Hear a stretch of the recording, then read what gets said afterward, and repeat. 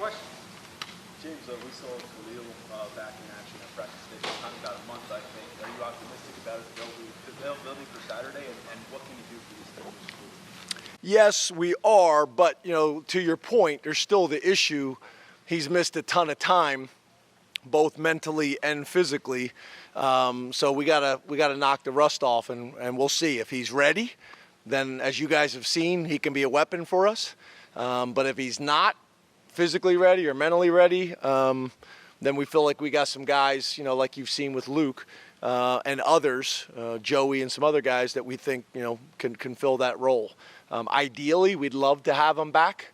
So specifically with Luke, we can save some of those games, but we're going to do what we got to do, this week to play and play well. What did you see from Andrew in his first start? Rapp? Rapp played really well. As you guys know, we've had a ton of confidence in him for a while. Football's very important to him. He works at it. He's committed. He's athletic. He's a great route runner. He wants to be a physical tight end, which is something that's very important to us here. As you guys know, I keep saying Tyler Warren's the most complete tight end in the country. I think Rapp has a chance to be one of those guys as well. So it's a really good group. I think Ty Warren is kind of, in some ways is leaving a legacy in how to practice and how to work. And I think Rapp is kind of learned a ton from him already. So I thought for first game, I thought he did some good things. We talked a lot about Elliott Washington, the interception on Saturday, but his classmate at the position, guy who also was out there, Gunner, Zion, how have you seen him kind of progress in year two? Yeah, Terry's done a phenomenal job that we have depth at the quarterback position like I don't remember us having before, and I don't think very few programs in the country have it. And that's why not only are they playing on defense, and you'll see guys rotate through as starters, you'll see guys rotate through in terms of reps, but then also special teams. Not only did Elliott, have that big-time interception, but he also started on all four core special teams units. So he is making a huge impact in a lot of different ways. And I think Zion's another guy like that. Those guys are fast, they're athletic, they got great football IQ. You remember last year, he made the unbelievable play on the fake punt. Just guys that are football players and got great football IQ. You can use them in a lot of different places. Zion's another guy like that.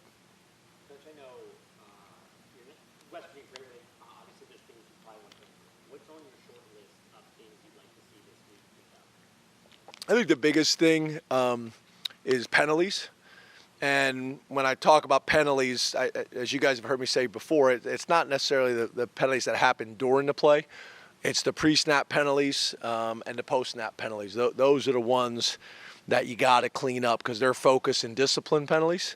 But that's probably the biggest thing from a player's perspective. And then a combination of players and coaches is the timeouts. We've done a really good job of not burning timeouts and having all 3 timeouts or at least 2 timeouts available at the end of the half and the end of the game. And I think we burned 3 timeouts, one in really all 3 phases, offense, defense, and special teams, and we don't want to be doing that. What are some of the factors that come into play if you're deciding whether to attempt to flip a kid who's committed to another school, that you're not just wasting your resources, that you know it's worth your while? Well, I think a couple things. I think number one, is this a player that we felt like we were legitimately in? So some of these guys, they put out a top 5, and you're not in it. That's a top 5 they're just putting out for the media. There's 3 schools that the young man's been really focused on, and if it came down to us and another school, and we reach out, or the kid tells us, hey, I want you to keep recruiting me, then we'll keep recruiting him. Because I think your point is a good one, is we only have so many resources, and you got to make sure that the time you're spending is time well spent.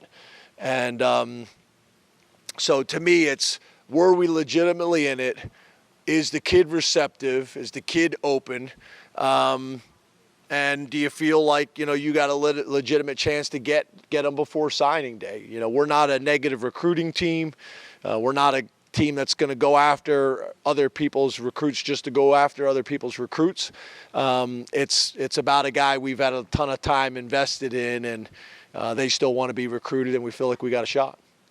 How did Jalen Kimber go about things this fall to put himself in that position to be one of those starters in game one?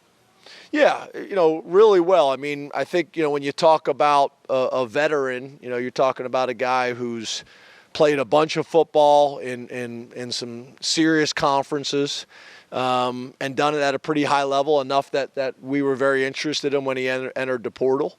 And then he came here and he's done the same thing. I think he's really grown in all the stuff kind of off the field from a developmental standpoint, especially in the weight room. He's gotten bigger, stronger, and faster and more explosive. But he's a veteran guy, and I think we've talked about before about the importance of having some older players that have played, whether it's here at Penn State or other places. There's value in that. And then, being able to learn some things from our staff and Terry specifically. Just very steady, workman-like approach. And again, a guy that the game's not too big for him. Sometimes with the young players, you're very impressed with them, but then they get in the game and their eyes get big and the moment's big for him. He's played a ton of football, so we've been pretty impressed with him since he arrived on campus. James, you saw Dejan Lane play a little bit at West Virginia.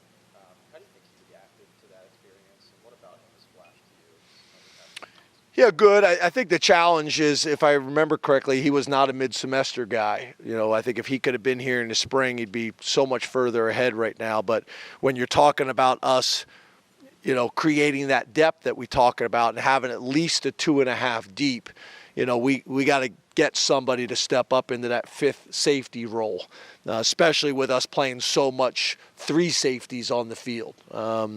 So his development as well as other guys is important.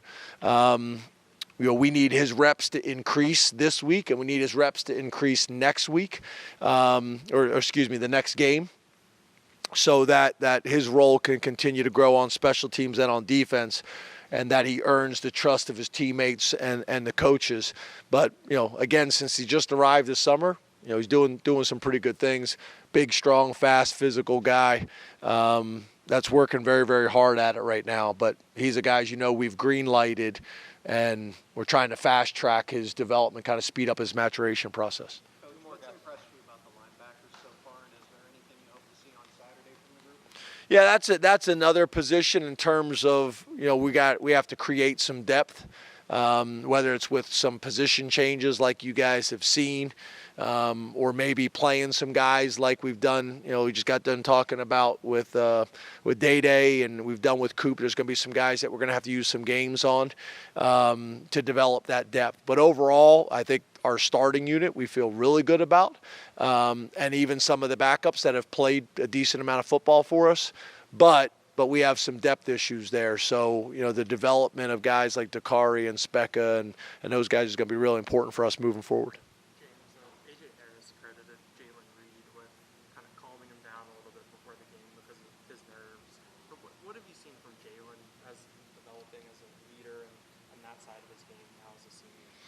Yeah, he's kind of the wily vet. He's been around for a while now.